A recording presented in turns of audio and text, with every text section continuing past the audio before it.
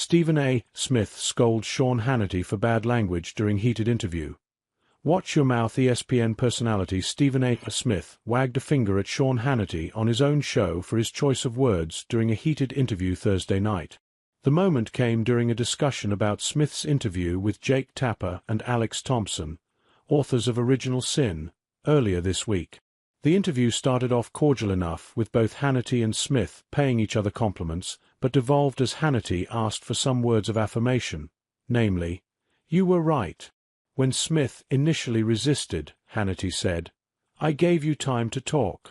And you whine and bitch and moan about how I don't give you any time. Watch your language." Smith fired back. "You don't need to use that language over the airwaves on primetime television. Watch your mouth.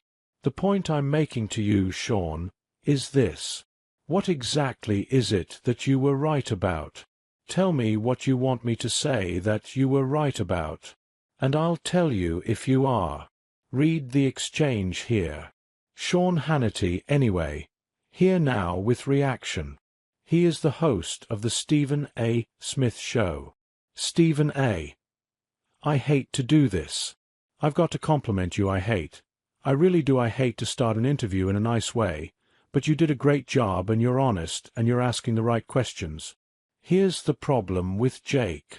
We started reporting on this show in 2019. Joe's cognitive decline. You watch my show. We played tape after tape after tape after tape after tape. Anybody with eyes to see knew he didn't cover it. He excoriated Laura Trump. His network didn't cover it, and now he's making money off the deal. Reaction. Stephen A. Smith. Well, first of all, he apologized for it. He said he called Laura Trump to apologize, which obviously she deserved. Hannity, a little late. Smith. Okay, that's fine. And I'm not here to defend Jake Tapper. I don't know him. I've met him a couple of times. I've been interviewed about him, by him a couple of times. I interviewed him yesterday on my show, and that's as far as our relationship goes. But you guys who are aficionados in the political stratosphere are more apt to question and to judge accordingly. And I'm not here to refute that. What I would say to you, however, is that I don't cover politics. I was covering sports, and 2 years before the election, almost 2 years before the election, I was pointing the finger at Joe Biden and what I saw. To me, if you had 2 eyes and you could see, you saw what the hell was going on here. You saw debilitation kicking in. You saw, not incapacitated, but pretty damn close. He just didn't seem like himself. And you knew something was fishy was going on.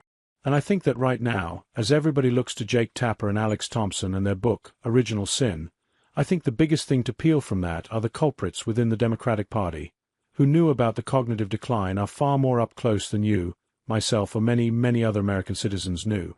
And they were not only complicit, but were willing to circumvent the Constitution of the United States. They were willing to shove aside the wishes of American voters. They understood what the system entails. They wanted to bypass a primary. They wanted to bypass elements of the democratic process in order to ensure that their guy was in office instead of Donald Trump. And to me, when you've walked around as a party labeling Donald Trump an existential threat for years, and then a book comes out detailing how several people within the administration and within the Democratic Party may have been guilty of this instead of Trump, I find that to be incredibly alarming. And it's something, usually I'm getting on you for how dogged you are and relentless and persistent you are with your takes on the Democratic Party, Sean, but you will not get a dissenting word from me.